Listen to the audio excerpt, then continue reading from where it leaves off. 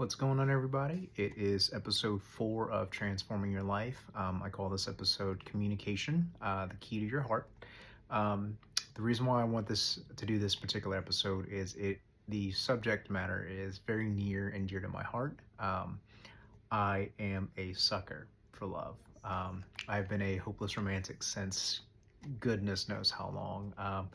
I'm one of those people who grew up watching a whole bunch of rom-coms, a whole bunch of romance movies just in general. And unfortunately, I didn't get a lot of an example of what love was supposed to look like when I was at home. So I had to take it from movies, and I took all of my cues from watching all those movies and everything. But I kind of found my balance.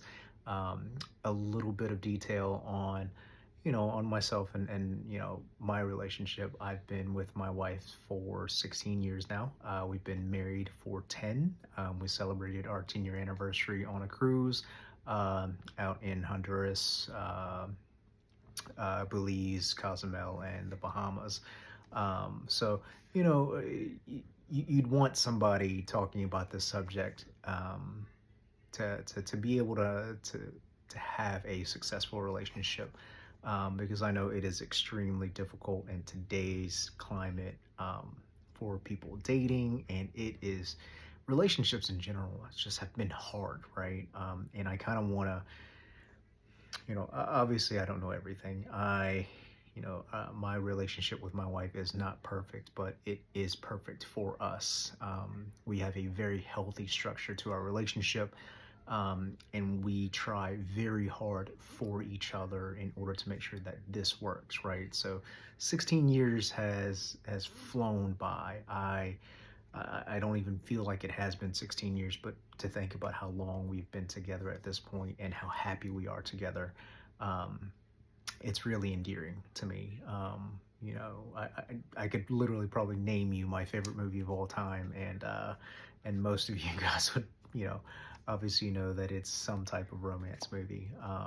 But it's this is one of those subjects that I have so much passion for, and I want to be able to contribute to people having really good and successful relationships, and having relationships that are just very solid, that's got a solid structure to it. So to kind of get started, right? um, the reason why a lot of relationships tend to fail a lot of times are there's a lot of factors. Some a lot more common than others, and I think this is probably going to be a multi-episode series, but this will cover at least kind of the communication portions of it, right? Just and I think it does come down a lot to being able to communicate with each other in order to make sure that the relationship itself is healthy. Okay, so the first part of being able to communicate is obviously having active listening, right? When you when you are having and when you're actively listening to somebody, it's not about just what you hear, right? It's about the way that you hear it for the person. So when you're listening to somebody, you have to actually hear what they're saying, because sometimes the words that actually physically come out of their mouths don't really represent what they're saying, because some people just may not be great with words. But to be able to sit back and actually listen to somebody, sometimes it doesn't even require you fixing a problem. It just means that you're actually listening to them and hearing what they are actually saying to you, versus just saying, okay, well, I heard you. Well, did you really? Right? Did you actually hear what your significant other, or what your spouse, or whatever you are in a relationship with the current time, are you actually listening to them? Because a lot of the times in relationships, you hear a lot of people um, like physically listening to you, but they don't hear what you're actually saying. So you know really, really try hard. Sometimes just sitting back, letting the person speak. And sometimes people just, this can go to friendships as well, but just hearing somebody out. And if you're active listening is like, even if you don't understand what they're telling you and how they say it to you, active listening is actually asking the person, hey, what do you mean by this? Because it allows them to really say, oh, okay, well, if you didn't understand what I just said, here, let me explain it out a little bit more. And that makes that person that you're listening to feel a whole lot better, because when you're actively listening to them, um, it lets them know that you're there to really be there for them. Um, Second part of this can come down to um, thinking about kind of the worth of whatever you are arguing with your significant other or your spouse about. When when you kind of get into these arguments, right? A lot of people, well, everybody has arguments. We all have, small arguments, obviously minor ones, and then you've got the larger ones, the ones that kind of grab hold of your relationship a little bit more seriously. But a lot of the times you have to really think about the gravity of how these arguments are really affecting you and how they're affecting your relationship as a whole. Because if you make one small argument bigger than it necessarily needs to be, that is really something that's going to harm your relationship a lot more. Um, Kind of a perfect example of kind of you know figuring out the weight of what it's worth arguing about. Uh, my wife and I were actually headed to a Big B Coffee one morning. Right, we live, I think it's only like 8.5 miles from the closest Big B Coffee, and it was a Saturday morning. We were going to go grab some coffee and then grab a bagel, and uh, I think we were probably about 3 miles away from it, and we had gotten into this small little argument. And I remember my voice was, starting to get a little bit louder, and my wife just happened to, tell me to shut up. She said it a little bit louder, but she told me to shut up. Now, it wasn't, disrespectful, right? A lot of people would hear that and say, well, that's really disrespectful. Well, the way that she had said it really was not disrespectful. It was when she told me to shut up, and she actually had said, this is a really stupid argument. And I honestly, at this point, I don't even remember what we were arguing about, but it really was not important. And when she told me to shut up and that this was not an important um, subject to even argue about, it was literally within like 3 minutes um, before we were even close to the Big B Coffee, and we were just back to normal. And it wasn't because we, resolved whatever issue it was. It's that we realized that that argument was just absolutely dumb, and it was not worth our time. It wasn't worth, you know, um, our emotions to feel sad about or angry about or whatever the case was. And it's one of those cases where you really have to talk about it. Now, this doesn't mean that you can kind of bypass those conversations of something a lot more serious, right? If it's something that you're having conversations about that is a lot more serious, such as, having children, or, infidelity or something like that, it's a little bit more serious to talk about, and you need to really talk about it. You may not have to do it all in one fell sweep, but at least talk about it at that point. So, just kind of understand the weight of how you're of the problem that you're talking about, and realize, is this even worth it, right? Um, so the next part of this is, it's about speaking softly, but also at the same time waiting for your turn to speak. That kind of follows in line, similarly to the active listening. When you speak softly about listening to somebody and trying to make sure that you're actually listening to them. A lot of people tend to want to respond um, when someone else is telling them how they feel, or when you're in an argument and you're talking, you want to get in what you want to say before you forget it.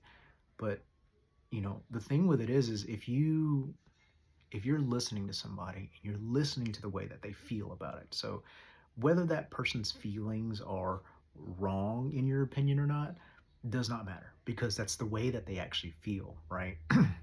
And the way that a person feels needs to be validated, yourself included. So when you are speaking softly to somebody and you are actually listening to what they say, if the thing that you wanted to say to them you happen to forget, then that tells you that it wasn't important in the first place, because you don't forget the way that you feel and the way that you're going to speak to somebody during that time. But when you interrupt somebody, and I think, I myself am a victim of this, I do want to interrupt, when my wife and I are in an argument sometimes, and she's like, I'm not finished, right? And I don't understand it at that point or at that time, but then as I continue to listen, it makes more sense, right? Let someone finish the way that they feel. Let someone, you know, uh, put out their emotions the way that they feel at that time, because that allows them to really be able to say what they want to say. And if you forget what you're wanting to say, again, it's not important, right? So, just really, wait for your turn to speak, because that really doesn't um, it doesn't take that much more time for you to just listen to somebody. Uh, so the next part of the subject is a little bit more personal for a lot of people, and I think this one is kind of large for quite a few couples. Um, but don't weaponize sex, right? I think that's a huge problem in a lot of relationships, right? And for the longest time, I think it was also, kind of a bigger problem in, our relationship as well. But we've learned to really, really talk about it, and understanding that, weaponizing sex for male or female, doesn't matter who it is, it it makes your relationship very transactional, right? So if I do the dishes, oh my God, can I, are we able to have sex tonight? Or if I do this, or if I do this, right? When you're in a relationship, it's okay to have certain dynamics. So if you have the dynamic of kind of the traditional husband and wife role, husband works, wife, watches the children, etc., etc. If it works for you, great, it works. But you cannot, on both sides. You cannot weaponize.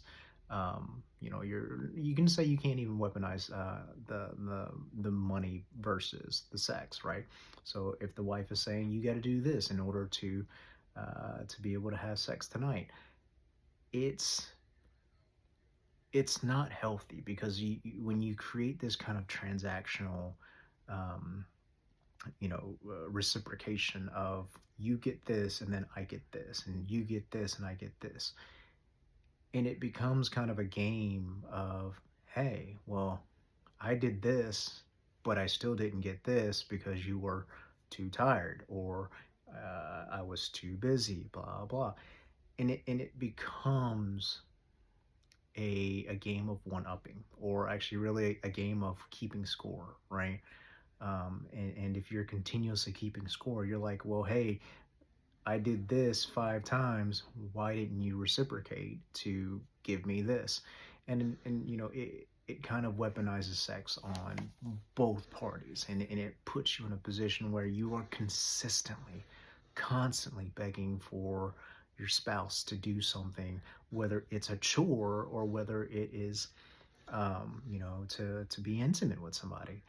And that weaponization on both sides of the subject of sex, it's never healthy for you, and I think a lot of relationships end up ending because you cannot have that conversation of, okay, well, this is what I wanted from you. I wanted intimacy in this way. I wanted, this, and this.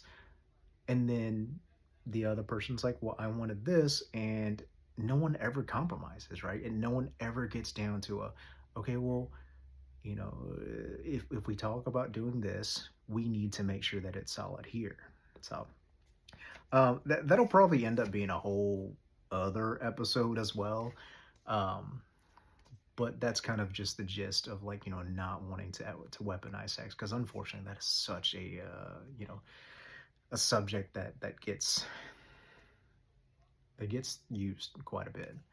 Um, so the next section of this is going to be real compromise, right? So this is this communication of real compromise with your spouse or your significant other. Um, and this is something where people don't, they don't understand that, like, real compromise with a significant other or a spouse, you're going to have to be okay with not getting something that you want, right? And this kind of follows into the next part of talking about the big things before you're getting married, right? um and actually the next part of the subject too, of not having resentment, so I'll kind of like go along with it together. But real compromise is really understanding, again, the importance of what is important and how, um I guess, the gravity of importance to you and your significant other, right? One of the big subjects that my wife and I spoke about years and years ago, before we even got married, was the subject of children. You know, I was raised where, you're supposed to get married, you're supposed to have a family, have children, and you were supposed to, um, uh, put forth your lineage, right? And it was the most common thing I heard growing up. Get married, have children. Get married, have children. Um, and it puts this pressure on a lot of people to do it.